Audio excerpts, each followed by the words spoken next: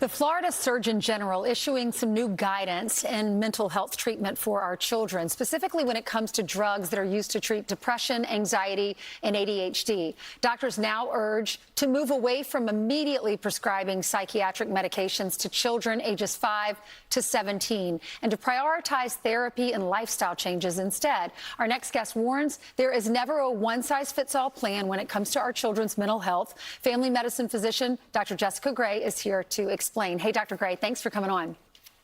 Good morning. Thank you for having me. Well, thanks for coming on. I know you're in Texas, but this is happening in Florida. What do you think of this? Are parents overprescribing or doctors overprescribing our children?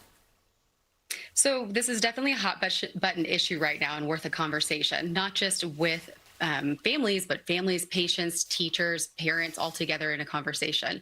The truth is that some children are being prescribed medications too quickly, but other children aren't getting it quick enough. So both problems are existing at the same time. And the evidence says the answer isn't just to pull back on all medications, it's to make sure every child is getting a very tailored, thorough evaluation first, and that therapy is offered alongside medication if it is truly necessary. And what's with this, new announcement they made, really it's that the exact same thing the American Academy of Pediatrics has already been saying, that we need to make a tailored approach utilizing both. I have a 10-year-old child, and there are a lot of moms in our grade, and we all talk about this. And some moms have decided to have their children tested because they noticed some things maybe they can improve. And some moms have said, I want to give my child medicine. They talk about how it's improved their children in the classroom. Other moms are saying, no, we're going to go other alternative routes, maybe get some more tutors if they can afford it, that kind of thing. So what are the benefits? I know what the initial benefits are, but long term, are there side effects? Can it hurt our children if we decide to give them medicine? So it specifically depends on what we're talking about, what mental health condition as well. What you're talking about oftentimes is, ADHD diagnoses. And there are some cases in milder cases in younger patients that we do start with behavioral modifications, lifestyle modifications. There are things that we should be doing for everyone, including things like making sure they have a consistent sleep schedule, a consistent balanced diet, making sure that they have a good support system at home. When we're also talking about things like depression and anxiety, those things are also essential as well. Sometimes for more moderate to severe cases that come in, we do need to talk about the combination of both therapy and medication. I'm a mom as well. I've got 2 little boys, and I also treat patients that are both pediatric and teenagers as well for mental health conditions in my clinic.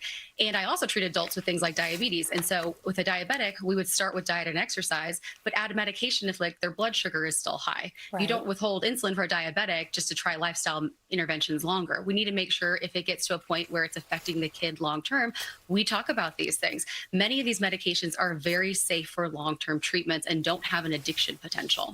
Okay. And Dr. Gray, there's a new study. It's out of UCLA, and they have found that elementary school students who own cell phones scored lower on reading comprehension than those without phones. What's your advice for parents when it comes to phones?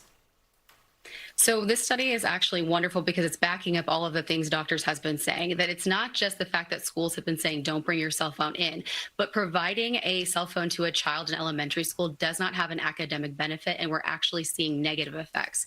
So there are some things that you can talk about with your child, whether to see if they're ready for a cell phone. The American Academy of Pediatrics has something called a phone ready questionnaire, and it's a great helpful resource online to help parents decide for those children when they are academically and maturity ready for a cell phone. Okay, and you say there is absolutely no benefit, academic benefit, to giving your child a phone when they're in elementary school. Thank you so much. Dr. Gray, great to see you. And you're the doctor for for Texas Tech for the women's basketball team, right? Yes, I am. Amazing. Yes, Recom That's Tech. Great. Good. Thank you so much. Great to see you. Be sure to like and subscribe for all the Fox News latest on YouTube and catch full shows streaming now on Fox 1.